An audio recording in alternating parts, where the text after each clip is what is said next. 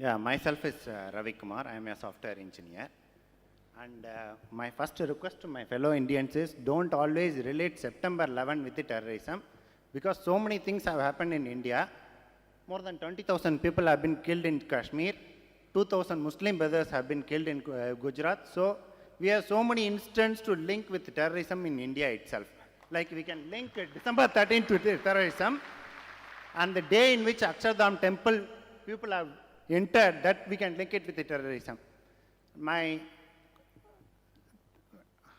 I thank Mr. Jagir Nayak for clearing the misconception about the jihad. My question is that you told that just for the sake of one person, you cannot attack the country. Now, I am asking about the imaginary scenario. Suppose I am going to some Arab country, I am causing a great devastation, I am killing lakhs and crores of people there, and I am coming back to the India. And the country is giving a proof to me, proof to Indian government, stating that this person has caused the devastation. And the Indian government is repeatedly telling that proof what is given by you is not valid. And that proof is being shared with the other countries. They all agree. And suppose the country repeatedly is not ready to surrender me, then what is the action that particular country has to take? I have not completed. And another thing is the proof of that country is previously also when that kidnapped plane entered that, they encouraged the kidnappers, they allowed the terrorists who have come in that plane to escape out of the country. If that is the status of the country, then what is the action that particular country has to take it? You are telling, suppose I have come, after causing a devastation, I have come back to India, Indian government is not ready to surrender me, and the proofs have been given, and Indian government is repeatedly telling the proof what you have given is not valid. What is the action that country has to take? The brother has asked a very good question, and a very relevant question, a very good analogy between what's happened 11 September again, though he came back to 11 September. Analogy is very good, that he as a person goes and crosses an Arab country, kills thousands of people, devastation comes back, and the Arab country gives proof to the Indian government does not accept.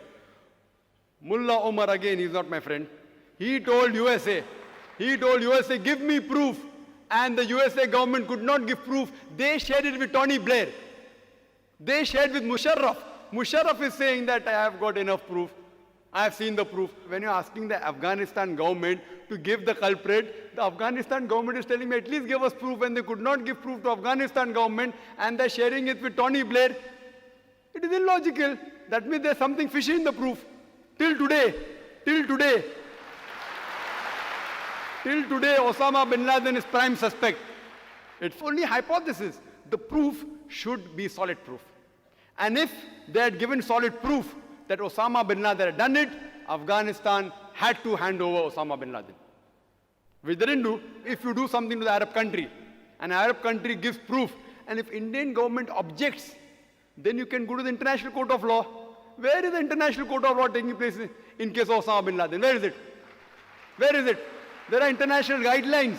Do you know the rule of international guidelines? If suppose there is an extradition policy between the foreign countries. For example, if a person like India and UK have an extradition policy, if any criminal of India does a crime and goes to UK, they can ask for the criminal back. And one of the examples is Nadeem.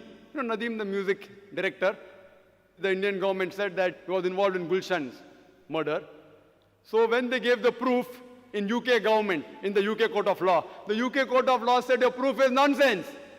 They sued the government, Indian government. Indian government had to pay the charges of the advocates of Nadeem. Enough proof they gave. They didn't agree. They say your proof is not valid. Did India wage a war against UK? Why didn't they wage a war? Why didn't they wage? But the Indian government gave proof at least. There, USA didn't give proof to Afghanistan at all. So even now, if you go to a Saudi land or any Arab land, and if you do something, and if Saudi Arabia gives proof here that you are the culprit, even if the Indian government doesn't agree, Saudi government or any Arab country cannot bombard the 1 billion Indians. It doesn't give permission. Islam doesn't give permission that even if you're the culprit, even if you have killed 1 million people, they can come and catch you if they have the power. They can't bombard the innocent people. They can't do it.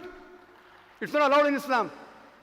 Same thing you're saying, let's talk about the present scenario in Kashmir, in Gujarat, in Akshadam.